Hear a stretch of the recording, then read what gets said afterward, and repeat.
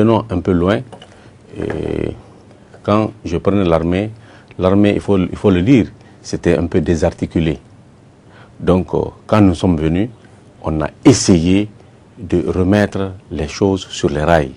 Qu'est-ce qu'il faut faire? D'abord, envoyer les gens. Chacun des militaires devait être dans son unité.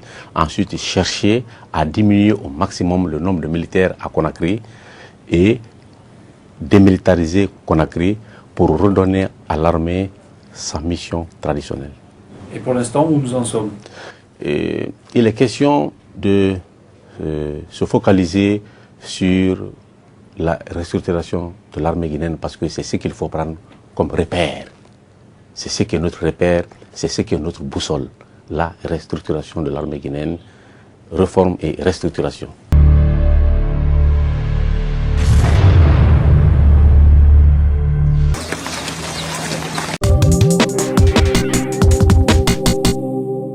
The head of Guinean Armed Forces, a staunch ally of President Alpha Condé, was killed yesterday when the aircraft carrying him and 5 other top Guinean military officials crashed close to the Liberian capital, Monrovia. General SOULEYMANE Kelefa Diallo, who was on a security mission to Liberia, was appointed by Condé after the latter won elections in 2010. Diallo was charged with reforming the restive army in the West African state after 2 years of military rule. Investigators and United Nations peacekeepers picked through the wreckage of the aircraft amid a grove of palm trees near Charlesville, southeast of the Liberian capital of Monrovia. There were no survivors. Residents said they could hear people crying out for help after the crash. According to Liberia's defense minister, the cause of the crash was not immediately clear. Quand nous sommes arrivés ici, c'était une scène chaotique. Nous avions compris qu'il y avait 10 personnes en provenance de Guinée à bord de l'avion. Elles venaient assister à cette cérémonie. Nous avons amené une dizaine de corps brûlés au centre médical de Firestone. Nous venons juste d'en amener une autre, ce qui fait 11.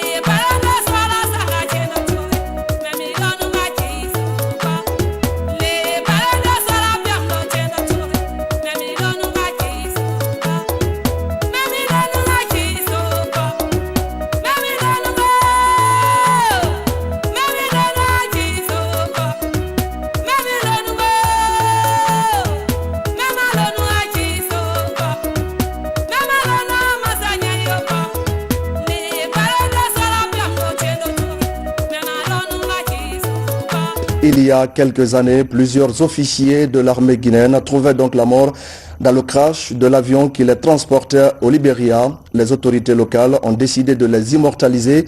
Une stèle est érigée en souvenir du combat de ces soldats et comme symbole de l'amitié entre nos États. La délégation du Comité national de rassemblement pour le développement était sur place pour assister à l'inauguration de ce monument. En ce moment, Natumani Kamara.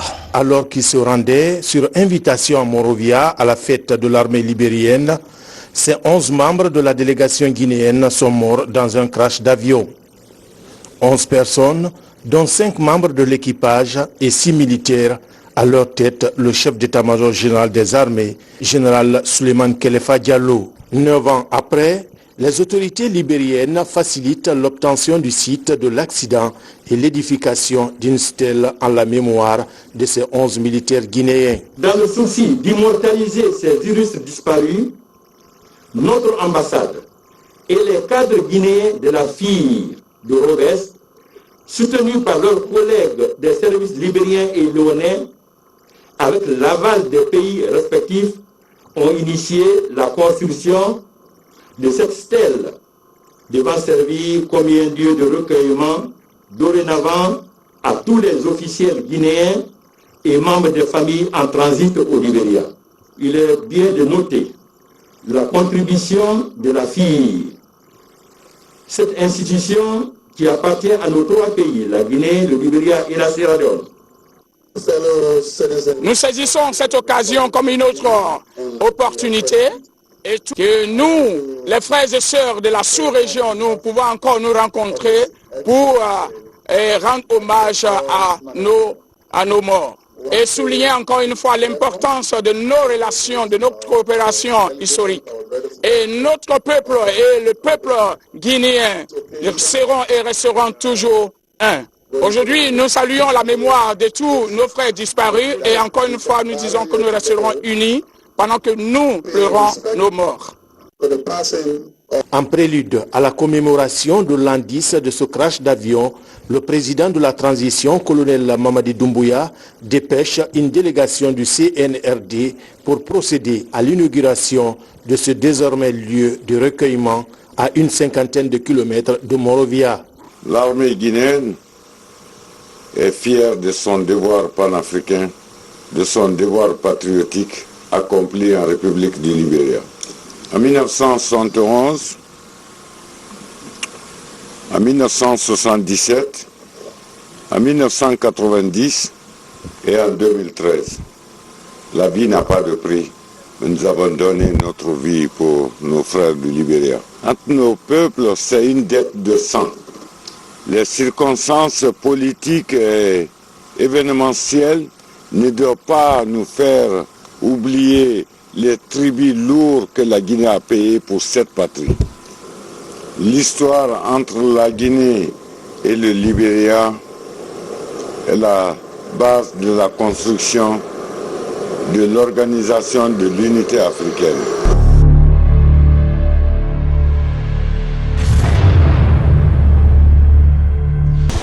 L'événement se déroule ici au camp Samoria, qui abrite le bataillon spécial des commandos en attente, dans la première région militaire de Kindia.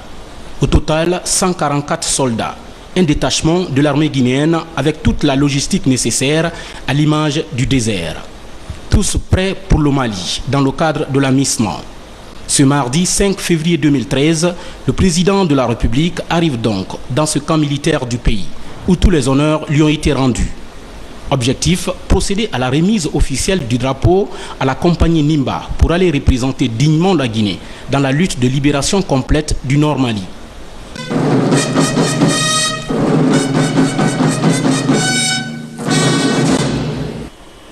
Le chef d'état-major général des armées livre le contenu de l'ordre du jour pour la mise en opérationnalité de la compagnie Nimba. Ordre du jour pour la mise en opérationnalité de la compagnie Nimba. Officiers, sous-officiers, militaires du rang. Vu le préambule de la Constitution de la République de Guinée. Vu l'article 47, titre 3, sous-titre 1 de la Constitution de la République de Guinée.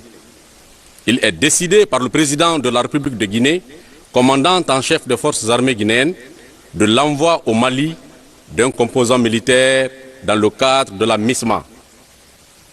L'envoi de cet élément répond aux raisons, enjeux et défis suivants.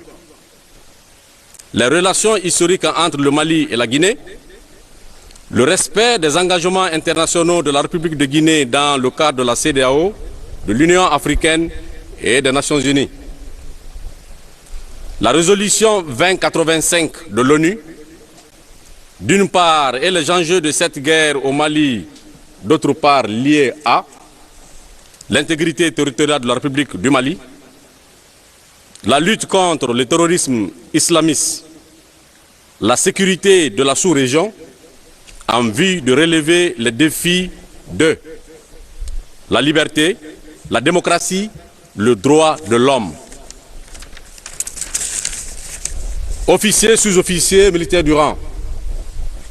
La guerre dans laquelle la Guinée s'engage aujourd'hui, à travers vous, est conforme au métier des armes, pour lequel tout militaire a juré de servir que pour l'honneur de servir.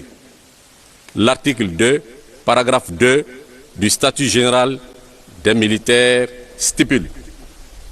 L'État militaire exige en toutes circonstances discipline, loyauté, neutralité et esprit de sacrifice. Les devoirs qu'il comporte et la suggestion qu'il implique méritent la considération. le respect et la reconnaissance de la nation. S'engager est une lourde responsabilité et un devoir national. Vous portez donc les couleurs de la République de Guinée. Dans cette première phase de la MISMA, votre manière d'être, de penser et agir dans le respect strict des lois et des règlements doivent guider vos pas. Et j'espère que vous le porterez avec fierté et dignité. Dignement la Guinée, le chef de l'État remet ainsi les couleurs nationales au capitaine de la compagnie Nimba. Une compagnie au sein de laquelle se trouve une fille, prête à défendre le Mali et à honorer la Guinée. Sa démarche martiale au rythme du désert témoigne déjà de sa volonté à être rapidement opérationnelle.